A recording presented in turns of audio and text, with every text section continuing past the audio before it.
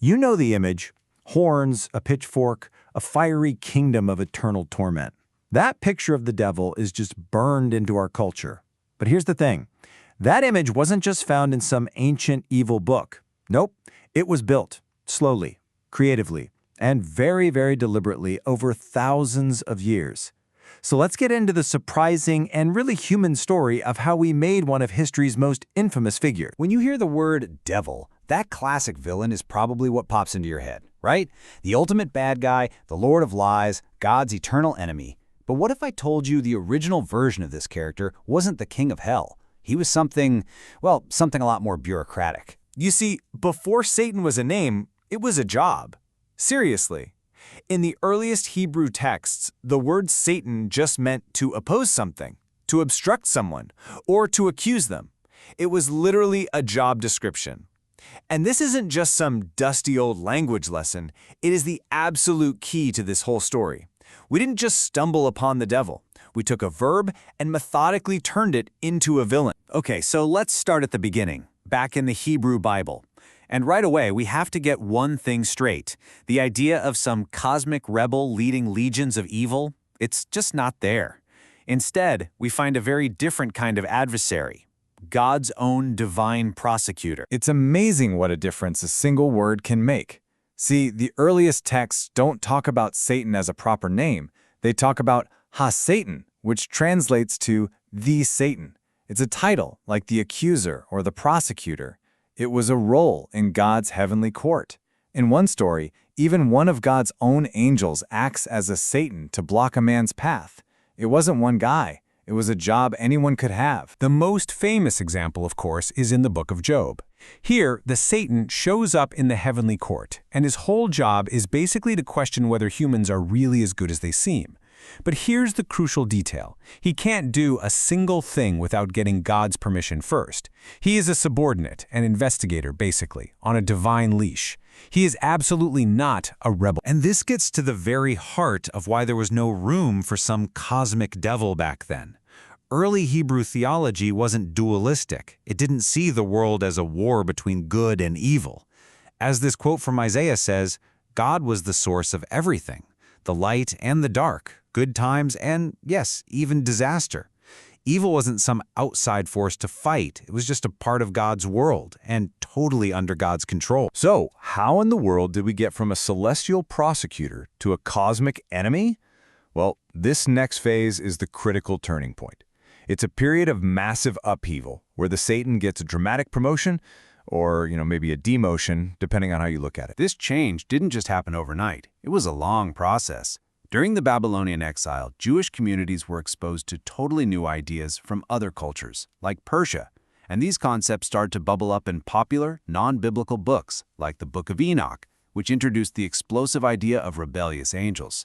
By the time we get to the New Testament, a brand new, far more powerful Satan was ready for his big debut. One of the biggest influences came from Zoroastrianism in Persia. This religion saw the entire universe as a giant battle between two equal and opposite forces, a god of light and a spirit of darkness. This idea that evil could be an independent force fighting against good was a total theological game changer. For the first time, it offered a new way to explain why bad things happen to good people. In popular texts from this time, like the Book of Enoch, this new way of thinking just exploded onto the page. All of a sudden, the adversary wasn't just testing humanity anymore. He was leading an open rebellion. He was in command of fallen angels called the Watchers, who came down and corrupted humanity. Evil was no longer just a matter of human choice. It was a full-blown supernatural invasion. And this newly empowered adversary storms into the New Testament with a vengeance. Satan's power level gets a massive upgrade. He isn't asking God for permission anymore. He's out in the desert, challenging Jesus face to face.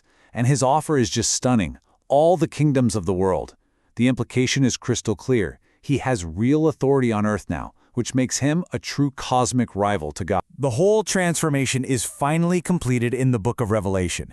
This is where all the different threads get pulled together.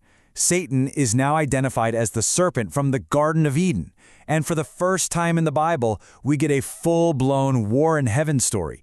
He's now the ancient enemy, the great dragon, the deceiver of the entire world, and he's destined for one last apocalyptic showdown. So, with this powerful villain now established in the text, medieval thinkers and the popular imagination just went to work, forging the king of hell we're all familiar with.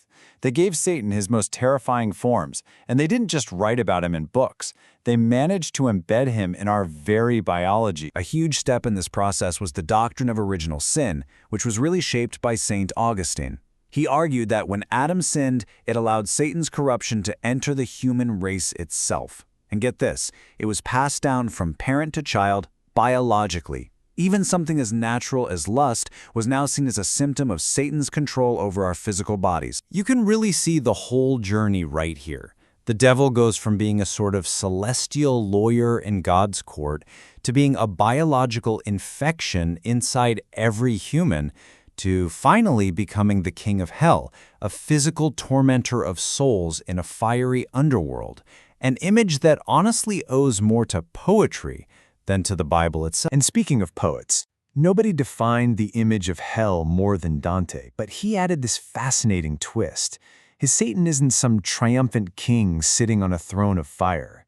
He's pathetic. He's a prisoner, frozen solid in ice at the very center of his own kingdom, just weeping in helpless rage. He's the ultimate traitor, literally trapped by the consequences of his own sin. This vivid, terrifying, and sometimes kind of foolish devil became a total cultural superstar. He was the bad guy in morality plays, the monster carved into church doorways, and the go-to scapegoat in demon-hunting manuals. He was an incredibly powerful tool to entertain people, to scare them, and to remind everybody what happens when you disobey. Now, the Christian tradition isn't the only story out there. Islamic theology gives us a fascinatingly different figure: Iblis. And the key difference is this: Iblis is not a fallen angel. In Islam, angels can't sin. He's a jinn, a being made of fire who has free will, and his downfall didn't come from starting a war against God. It came from pure, simple pride. His reason for rebellion is laid out right here in the Quran. When God commanded all the angels and jinn to bow to his new creation, Adam, Iblis refused. His logic? I am better than him. You created me from fire and created him from clay.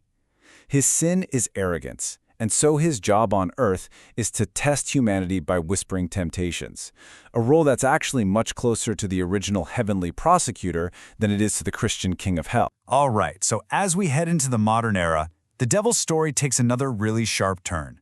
With the age of reason, belief in a literal physical monster starts to fade, but he doesn't just disappear. Oh no. Instead, he goes through his most radical transformation yet.